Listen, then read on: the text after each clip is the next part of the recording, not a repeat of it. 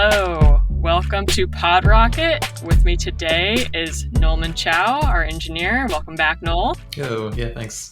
And Adam Argyle, Developer Advocate at Google, focusing on CSS. Did I butcher that? You nailed it. No, it was awesome.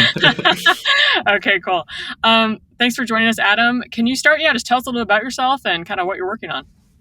Yeah, I am on the Chrome team. I listen to developers and their struggles building front ends and UI, and I relay that back to the developers that work on Chrome specifically and the PMs. And I also am on the CSS Working Group where I relay that information there as well. So I try to be a liaison between where are your pain points and how can CSS remedy them. And I work with sort of both sides of the teams to find these new things. Wow. Yeah. No small feat for sure. I just have a question right off the rip. So we just talked to Josh Como a couple weeks ago, maybe it was last week.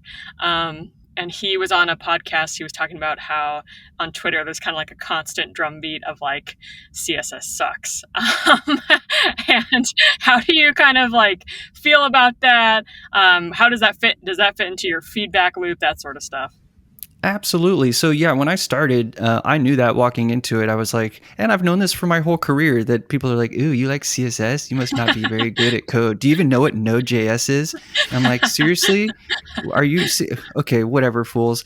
And I don't know what the community reasoning is. I think that there's just like this general consensus that HTML and CSS aren't programming languages, which to me is ridiculous. You show them to your mom doesn't know. She says, that's code. You programmed that, right? Like, how is that not obvious enough? But then furthermore, I have a show called the CSS Podcast with Una Kravitz, and we talk about CSS is typed. It's been typed since day one. And it's just a really resilient typed language, which you're not used to writing. So maybe you think it's not a language or whatever, but it's full of functions and types, pure functions, all the nine, like all these computer science concepts are there in CSS. So recapping, go back to the original question, I like that people struggle with CSS.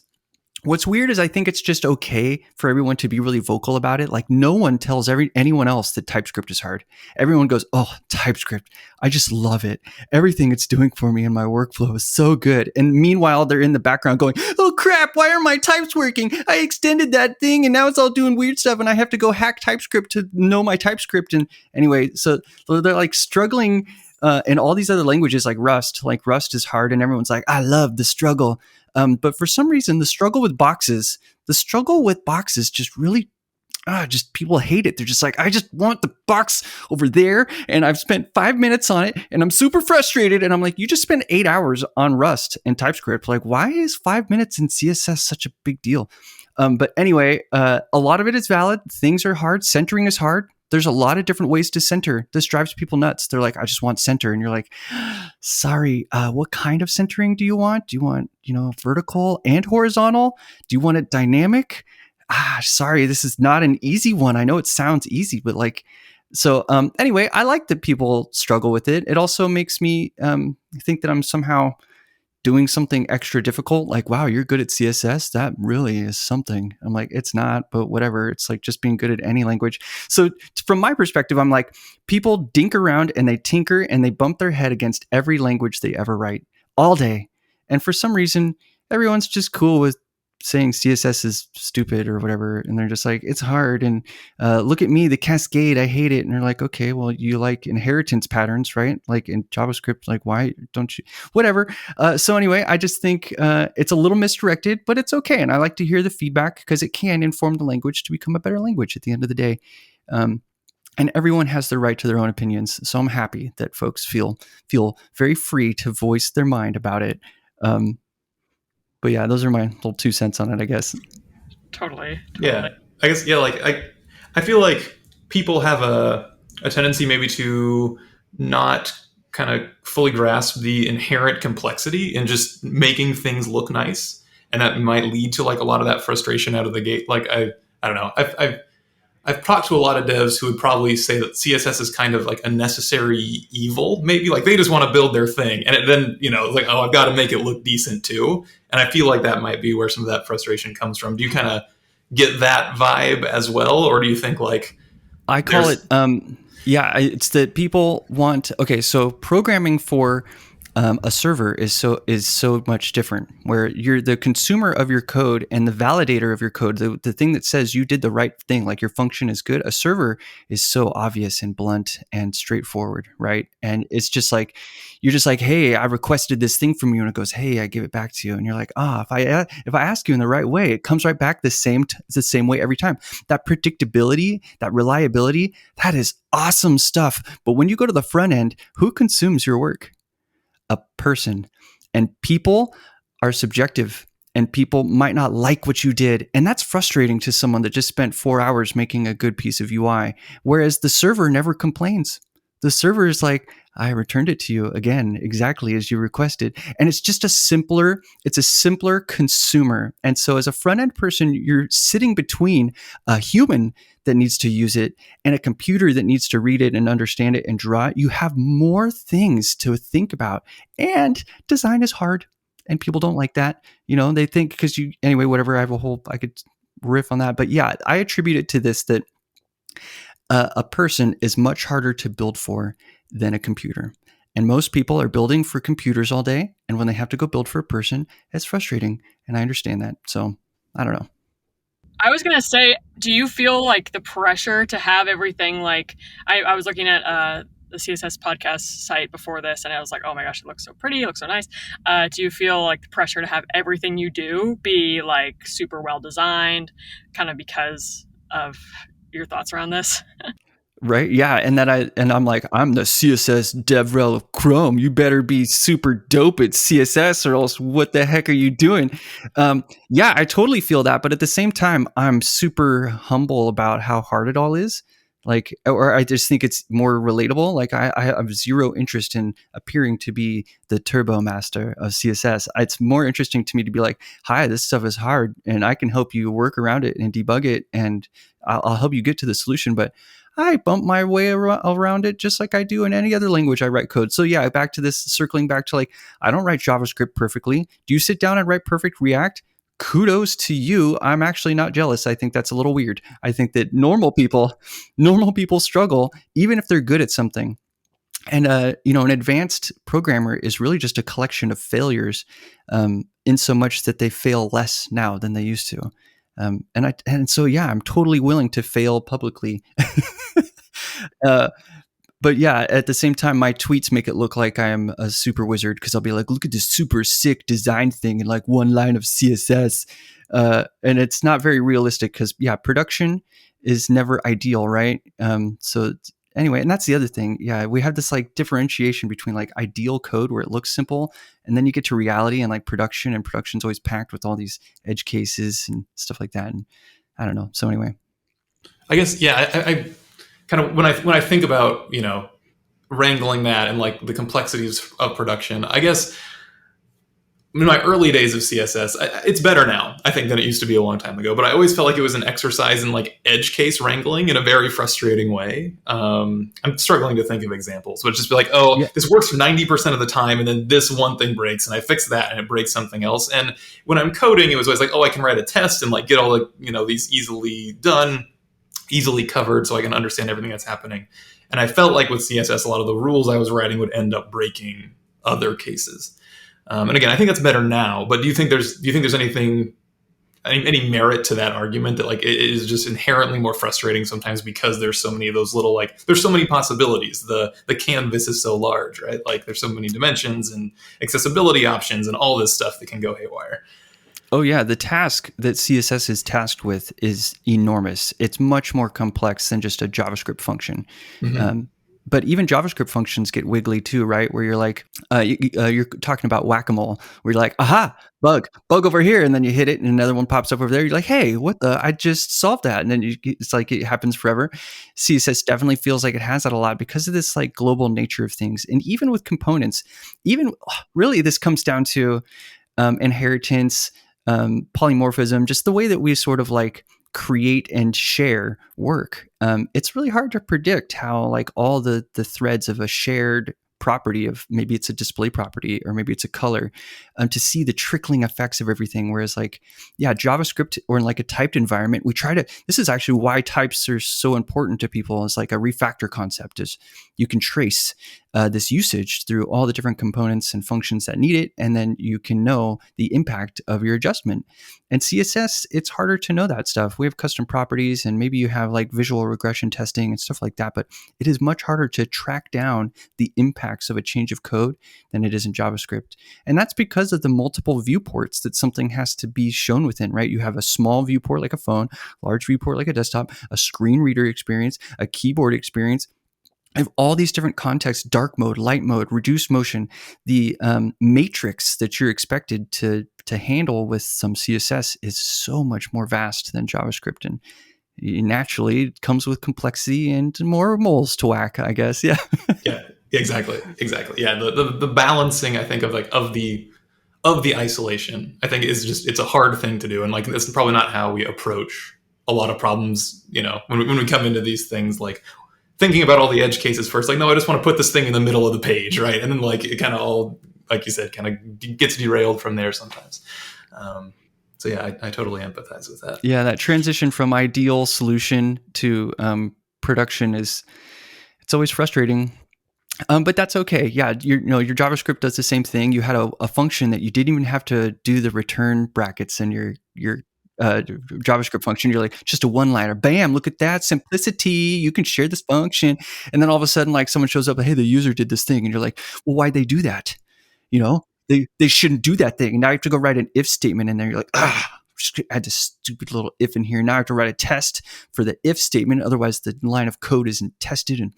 And then another one comes in and you're like, my function's ugly and it was so pretty. Right. Yeah, totally. Yeah. No, yeah.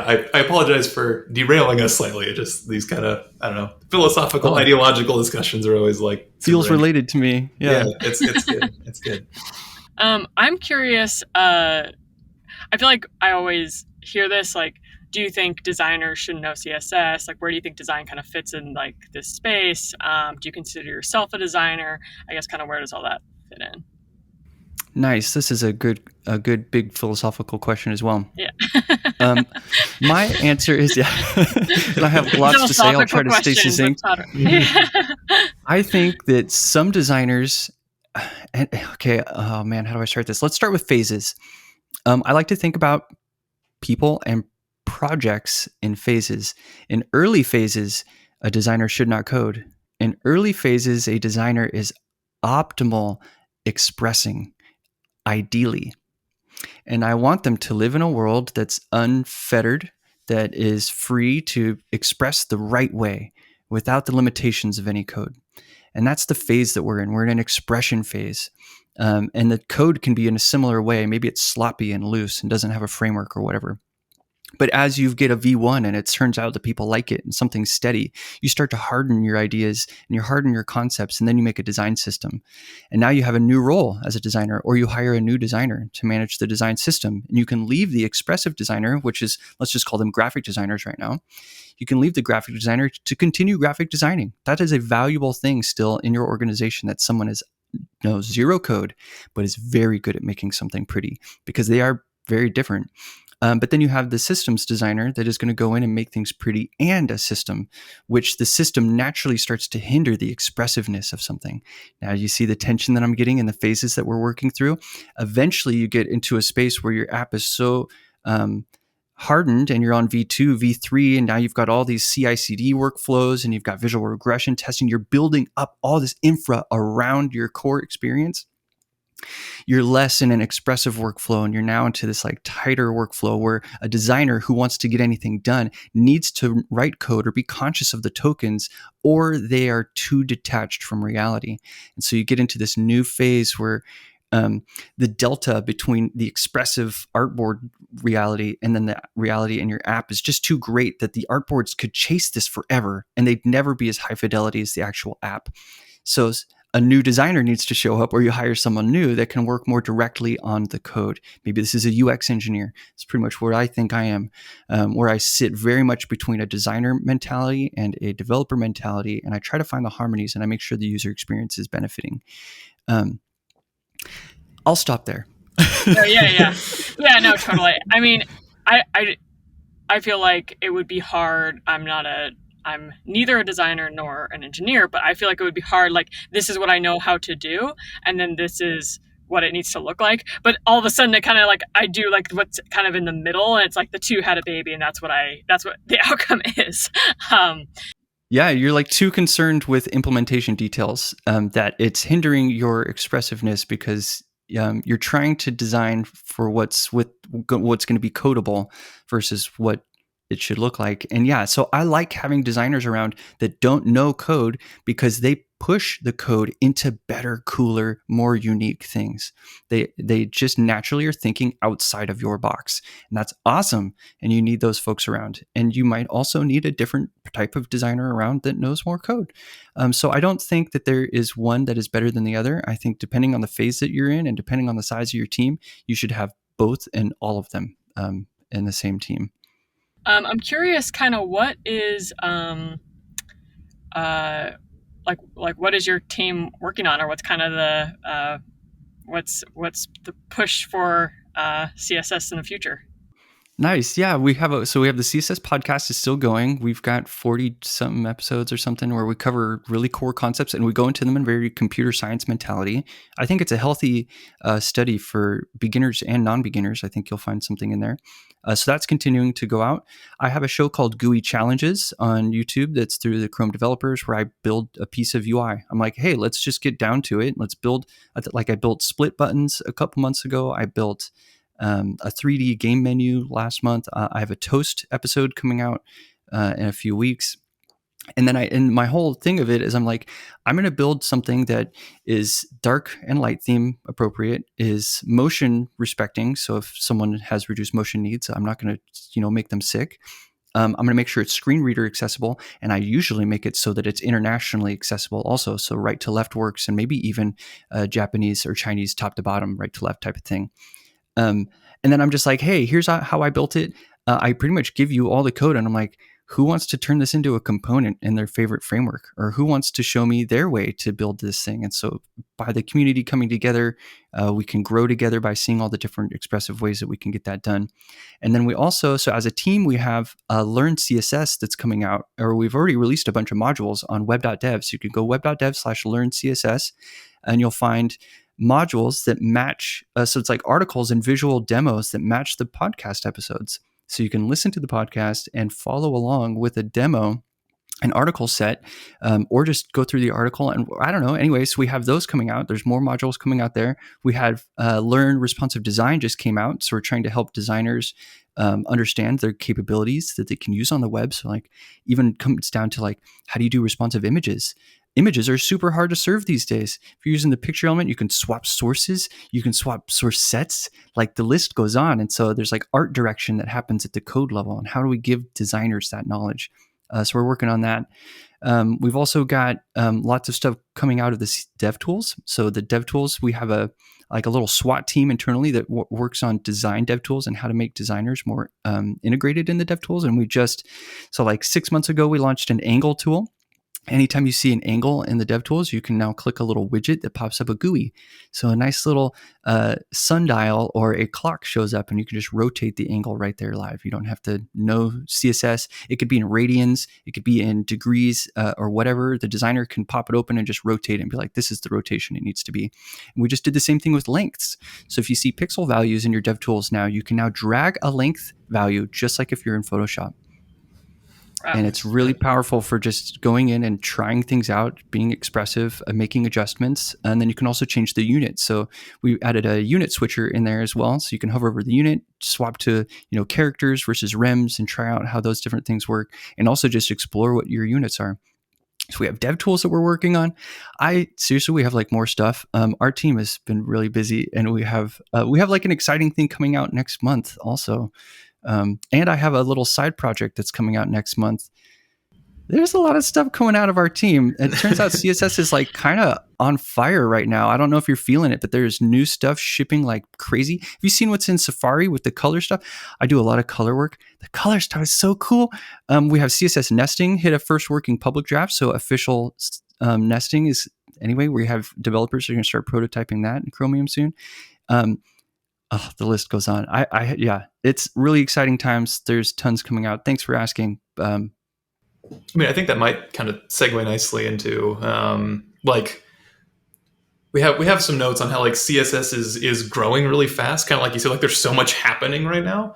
If you're new and coming in, like how do you not just instantly become overwhelmed? Like if what would you recommend to someone, I guess, who is like totally new? Might not necessarily be interested in the cutting edge, but like they would want to use it if that's what they should be doing for whatever reason. Like how do you tell them where to start?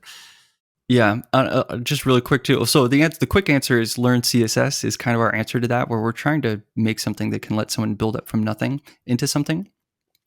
But this reminds me of my favorite thing about CSS is developers. Okay, CSS is the easiest to get started with, right? Color, red, boom, I'm a pro. The hardest to master, like I've been writing CSS for, I don't know, 20 years. It's embarrassing to say, but whatever. And it's still, I struggle with stuff all the time. But my favorite thing about this phase of CSS developer is like you start out really timid. You're like, oh, okay, I'll just try a few things. And then after like a week or two, or maybe it's a month, someone finishes their first project and they literally are like, I am a CSS master. They feel so good about the things that they built. And then all of a sudden it re-crushes their entire soul again. It's just like, you don't know crap and it's going to be really hard to build advanced stuff. And they're like, oh no. And then they regress. But it's so funny. I'll see on Twitter, someone's like, just finished my first month of CSS, feeling like a super rad, awesome programmer right now. And I'm like, ooh, that's going to suck next week when they really struggle. But yeah, learn CSS is our hope to do that, where you go in, you start from scratch. Here's the box model. Here's how text lays out. And here's some demos that show you just these really basic things so that you can get the foundation as you go. Because a lot of people, I don't think, start with the foundation. I think they assume front end is easy, and I think they assume CSS is child's play. And so they attack it with a bunch of passion and a bunch of arrogance, and then they get crushed, and then they're like, oh snap, I can't even put two boxes next to each other, or I can't center something, and they're like, this was supposed to be easy. And so, yeah, I don't think our industry has done a favor of making CSS sound easy or making it, it's quite difficult. And when it's done right, it's beautiful. It's like if you get in a car and the steering wheel is off a little bit, you don't care what the engine is. You just don't. The steering wheel's off, like whatever. And so it turns out it's really hard to make a good steering wheel, right? And it's really easy to mess up a steering wheel. I like this stairs analogy too. Stairs are so easy to mess up. I know you've walked upstairs. You're like, who made these stairs? Someone made these stairs and they didn't try them first because they're terrible, right? They're either too wide or they're too steep. And you're like, I guess you need a UX engineer to come in and make your stairs because they sounded easy. They look easy. They're easy to walk on, but dang, are they hard to build. And CSS has that phase of, it seemed easy and then it creeps up on you. It's a creeper. Yeah, for sure. Yeah, I guess that kind of the call out of like you can tell when something's off or unintuitive. It reminds me of a book by Donald Norman, The Design of Everyday Things, how like intuitive things should just work and be easy. And like, I guess I'm curious, do you think with all these new, like all the new work in CSS all the new things you can do with CSS, do you think there's like developers maybe will be pulled more towards like doing things flashy and adding animations and like kind of going over the top on like making the web page kind of too, I don't know, too much, too vibrant, too difficult to interact with maybe, just for the sake of like using the cool new stuff? I think that's a natural problem. We have that in JavaScript too, right? Look at our Babel configs. They're out of control, right? We're just like, I got to use the new question mark dot. I'll spend 4 hours making my Webpack config work for all the browsers so I can type question mark dot. Which I do love the existential operator. It's awesome. Or the Elvis operator. It looks like Elvis. Yeah, saves you a line. It's great. Yeah. Saves you a line, right? Mm-hmm. But yeah, let's see. The question originally, let's try to like rope back to it. Oh snap! It's just floating out of my. I'm sure it's. No, it's like, I mean, do you think again, as CSS becomes more powerful, and this is again kind of like an ideological question. Again, like, is there a fear, or do you think about like should the web be this flashy and interactive and animated and all this stuff versus just kind of like doing like serving information well? Like, are those at odds Nice. with each other, or do you think there's like, there's interplay? Nice. Okay, this is a fun question. I'm going to answer it a little bit even higher level, which is I think the reason the web succeeds is because it's weird. I think the web would be toast if it wasn't weird, if it was normal, like native apps. And native apps have the opposite problem, which is they're normal by default and you have to make them weird. And so what people do in a native app scenario is they go, sweet, look at all my rad components. I'm going to go strip them all down. And they go like, I'm going to take that out and that out. I'm going to do this weird thing in there. I'm going to do this weird thing. And you're like, well, okay. And then you go on the web and the web's like, I'm basically weird from the start. I give you primitive, old school ape tools, and you better figure out how to make something cool with these. Like a wheel, like doesn't even give you wheels. Like you better bring your own wheel. And so it's sort of like, it's weird by default, and native is sort of normal by default. And I think that weird by default has a long tail, and it has an excitement, and it has like, yes, sometimes people go overboard. You definitely have gone to a site and you're like, wow, that's neat-ish. You're like, well, I don't know what you're trying to tell me, but you sure did some stuff. And other times you're like, I came here for a paragraph and I can't get it. It's covered in ads, it's covered in crap, it's covered in whatever. So yeah, I think that's par for the course of weirdness, and I'm here for the chaos. I think the chaos and the weirdness is a superpower, not a detriment. And then just real quick, a little lower level, like things like CSS nesting is a superpower, and it will allow people to also write really, really terrible CSS that is slow, possibly, because they can nest themselves into oblivion. And yeah, create issues. So sometimes you make an offering of a feature, which JavaScript has done this too, that can be abused. And it's hard to know. And that's what these working groups really try to do, is they try to look at the holistic landscape. What are we introducing? What are the potential foot guns? How do we prevent the foot guns? How do we give them all the sugar without the bellyache, I guess? Yeah, and it's hard work trying to do that. But I think it's nice that I think the web is better off weird by default, honestly. Yeah, sure. Yeah, I guess that kind of brings me to another question I had on the working group specifically. Nice. Are there opinions, kind of like, is there any strife, I guess, like in the working group, kind of among people who are, like CSS has a specific role, it shouldn't be doing more than it is right now, maybe, versus like, oh, CSS should be powerful, we should have like, like variables and reactivity and all this cool stuff should be happening in CSS. Like, is that ever is there headbutting that occurs kind of at that level? Definitely. And it's not consistent. So it's not like the same people are always defensive or other people are always introducing rad newness. Although I'd say I pretty much exclusively pitch rad newness. But that's also just like, yeah. But you need the folks there that are also doing defense. And so that's what's nice, is I think that you have all these different people from different perspectives with different skill sets, all trying to, like, for example, there is international typography experts that's what they specialize in, is how to represent documents that are in Japanese. And they're sitting there in those calls, and sometimes they'll be like, oh, hi, I want to make a comment about that thing you just introduced. It'd be really bad in this one Chinese character use case. And you're like, I'm so glad you're here. Wow, we would have shipped this and totally clobbered that, and that would have been terrible. And so having someone there being defensive that way is great. We also have web platform tests. So just like you have unit tests for your app, the web has tests for every single feature, and browsers need to pass them. They don't pass all of them. They pass them most of the time. But those are also there as like a good defense. So you have like structural defense so that things don't get introduced and totally annihilate other features. And then you have people that are in there trying to keep it well-rounded. And yeah, I think it's a healthy tension.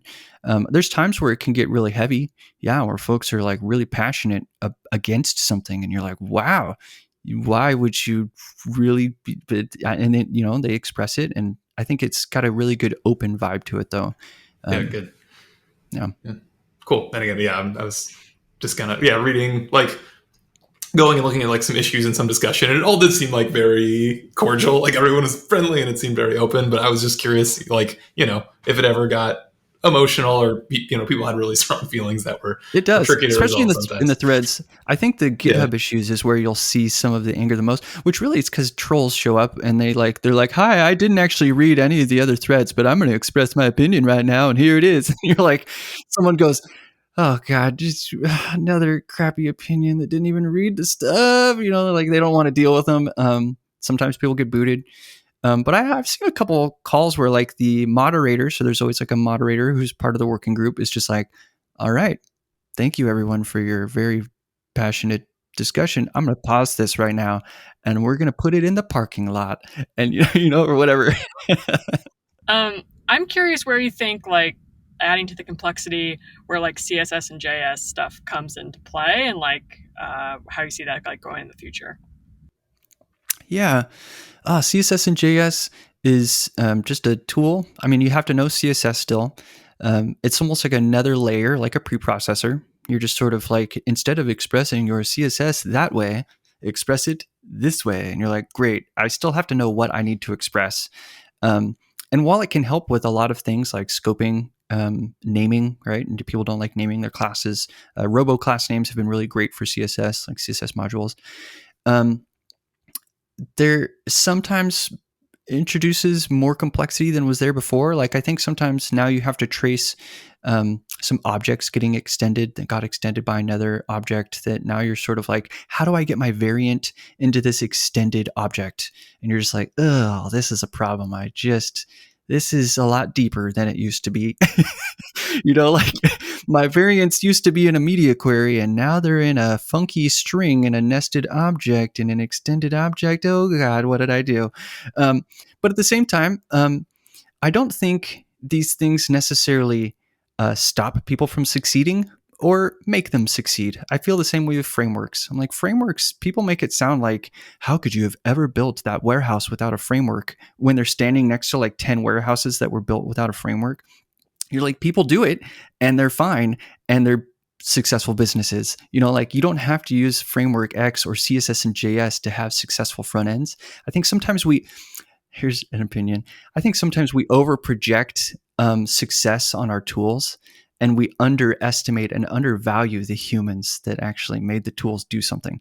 The tools just sit there in the corner. Like, okay, you've got a super garage. You npm installed a ton of gadgets, and look at your garage. It's rad. And then like, okay, what does your garage do if there's no people there?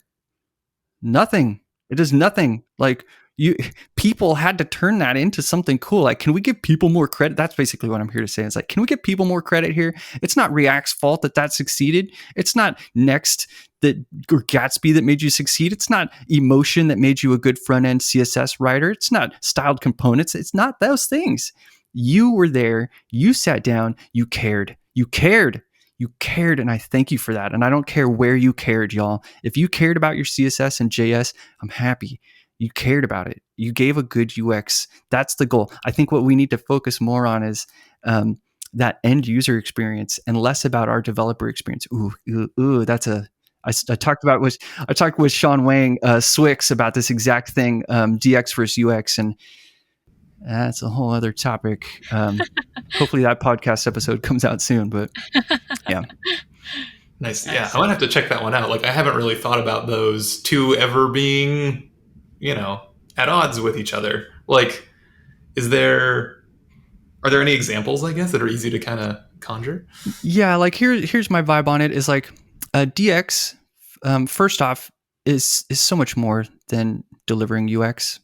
So it's kind of underselling developer experience by saying the only way that DX is valuable is if you're outputting good UX. And so it always gets put in this comparison chart, like good DX makes good UX. And I'm like, good DX, y'all, does way more than good UX. Like, why are you even making this like it's one contingent moment of success? DX has so much more success to do with team enablement and team empowerment than it does the user experience. Like, quit making it sound like your DX is failing if it's not impacting UX. I don't think those need to be directly tied. Second point is that good DX that makes good UX only works if someone put time and effort into to articulate the good UX. it's not like good DX by itself magically poofs UX into existence. Like someone had to go program the DX, right? So there was a human that cared. Again, here it comes down to humans caring about UX. A human cared about UX in so much they made it a system and a program, and they built it into linters, and they built it into the types, and they built all this like good UX. A human still was there. The DX didn't make that. So basically UX, good UX existed first. Someone hardened it into DX, and now it's maybe trickling and feeding into other people's good UX because the guidance and the intelligence and the goodness was built into the DX originally. So anyway, those are the 2 points. I'm like, you're underselling DX. Like DX's success isn't based on good UX, and good UX is also way more than developer experience. Like it's just way more. So you're like underselling both of these things by comparing them. Like why? Like and good DX only comes if good UX existed first. So I'm like, I don't know why that cycle isn't expressed more, but those are a couple of the thoughts in a nutshell. Yeah, crazy. I'm like, I've never even really, maybe I'm just not in that space enough, but I haven't even really like thought of those two being at odds in that way. So yeah. Oh, there are Twitter threads that are heated. They are so heated. I'm sure. Yeah.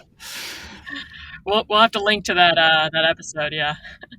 Yeah, if it comes out, that'd be a good one. Yeah, it's mostly designers that are just like, they fight for good UX all day, and some of it never makes it into the app. And then there's other people that are like, our good DX made our UX improve, and you're like, and people get really upset. They're like, all day they fight for UX, and it might not make it in the app. And then there's other people saying that the good DX is all you need, and you're like, that's fire. That's some fiery chat. Anyway, yeah.